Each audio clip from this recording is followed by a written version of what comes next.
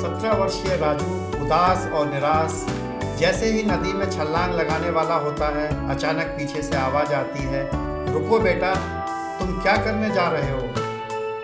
राजू आंखों में आंसू लिए हुए, बाबा मैं जीवन से हार चुका हूँ, मैं परीक्षा में फेल हो चुका हूँ, मेरे पास ना पैसे हैं ना उम्मीद, अब मेरे पास मरने के अलावा और कोई विकल्प नहीं है। महात्मा जी मुस्कुराते हुए, बेटा अभी तुम्हारा मन व्यथित है, आज रात मेरी कुटिया में ठहर जाओ, सुबह सूरज उगते ही तुम आत्महत्या कर लेना। अगली सुबह महात्मा जी उसे एक संस्था में ले जाते हैं। मानव अंग दान संस्था में कई लोग अपनी ज़रूरतों के लिए आए हुए थे। महात्मा जी, बेटा यहाँ कुछ लोग हैं जिन्हें तुम्हारे शरीर की अंगों की बहुत आवश्यकता है। एक व्यक्ति आता है, मुझे अपनी एक आँख की रोशनी वापस चाहिए, अगर तुम अपनी एक आँख मुझे दान कर दो तो मैं तुम्हें लाखों रुपए दे सकता हूँ। राजू चौंक कर सोचने लगता है। तभी दूसरा व्यक्ति आता है कि मुझे किडनी की आवश्यकता है, मैं उसके बदले करोड़ों रुपए देने को तैयार हूँ। फिर कई लोग आते हैं और सब उसे उसके शरीर के अलग अलग अंगों के लिए करोड़ों रुपए देने को तैयार हो जाते हैं। राजू स्तब्ध रह जाता है।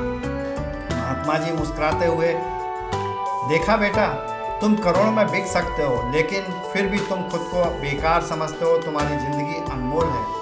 राजू की आंखों में आंसू आ जाते हैं, लेकिन इस बार ये आंसू खुशी और आत्मबोध के थे। वह अपने हाथ जोड़कर महात्मा जी के सामने खड़ा हो जाता है। कई बार जीवन में असफलता मिलती है, लेकिन असफलता कोई अंत नहीं बल्कि एक नई शुरुआत होती है। जब भी आप गिरें तो सोचें यह एक अवसर है खुद को मजबूत बनाने का। दुनिया के महानतम लोग कई बार असफल हुए, लेकिन उन्होंने हार नहीं मानी।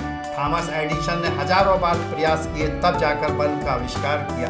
कई बार समाज, परिवार और आसपास के लोग हमें हतोत्साहित करने की कोशिश करते हैं। जिन्होंने खुद पर भरोसा किया वे असंभव को संभव बना सके। सचिन तेंदुलकर को भी लोगों ने कहा था कि क्रिकेट में तुम सफल नहीं हो सकते, लेकिन उन्होंने खेल की दुनिया में सबको गलत साबित कर दिया। राजू, बाबा मुझे समझ में आ गया मैं कितना मूल्यवान हूँ। मैंने अपने जीवन को कभी इस नज़रिए से नहीं देखा है। अब मैं कभी हार नहीं मानूंगा। राजू आत्मविश्वास के साथ आज चल रहा है, उसकी आंखों में नई रोशनी है।